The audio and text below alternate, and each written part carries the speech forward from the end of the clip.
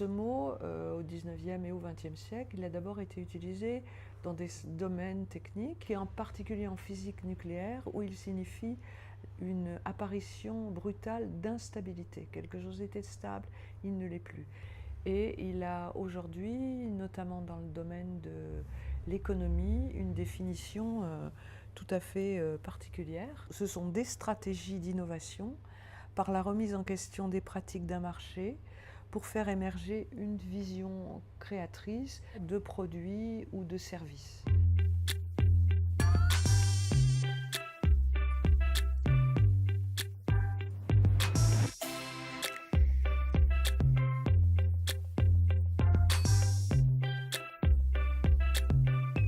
And disruptive innovations transform products that historically were complicated and expensive so that only the rich and the people who have access could play in the game.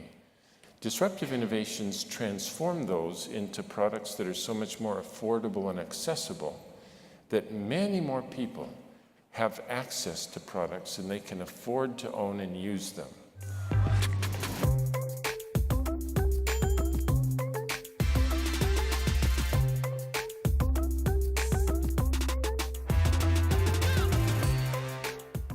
Vous avez un secteur donné, dans lequel l'offre existante n'est pas tout à fait complètement en phase avec les consommateurs, avec les clients. C'est à ce moment-là qu'on a une brèche par laquelle vont s'engouffrer des acteurs. Et les acteurs classiques du secteur en question ne vont pas s'en rendre compte tout de suite. Ils vont dire, bon, bah, c'est pas très grave, de toute façon, ça ne concerne qu'une partie totalement minoritaire de nos clients.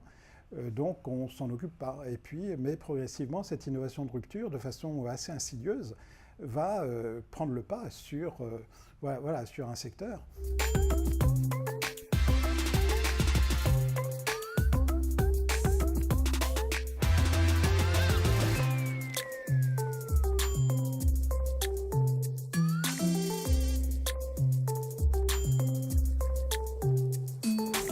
Et là où Internet a, je dirais, décuplé le potentiel de l'innovation de rupture, c'est en permettant de relier des systèmes qui n'étaient pas reliables auparavant par l'information. Et donc vous êtes capable de repenser complètement, de faire exploser les paradigmes connus grâce à Internet.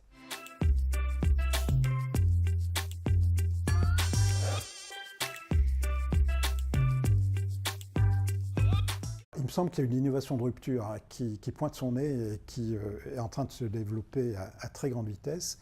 C'est ce qu'on appelle la blockchain. C'est un système de stockage et de traçabilité de toutes les transactions.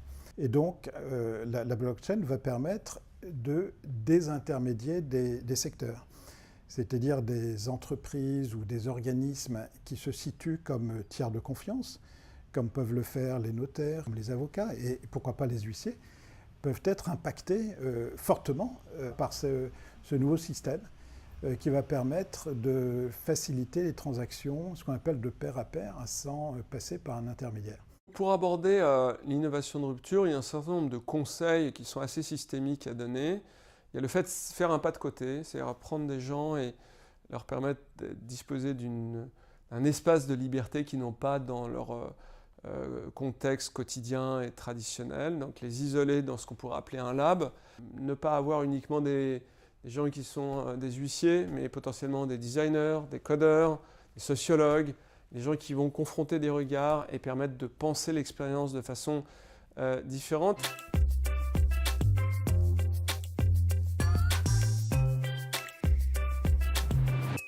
L'innovation de rupture, ce n'est pas forcément quelque chose qu'il faut redouter à tout prix, parce que bon, ce qui va être perdu d'un côté va être recréé de l'autre. Ce qui importe, c'est de comprendre que ça vient par vagues. Et donc, ce qu'il faut, c'est, pendant que ce n'est pas encore vous qui êtes concerné, en profiter pour innover et pour être finalement demain, quand la vague arrivera, à l'abri de cette révolution.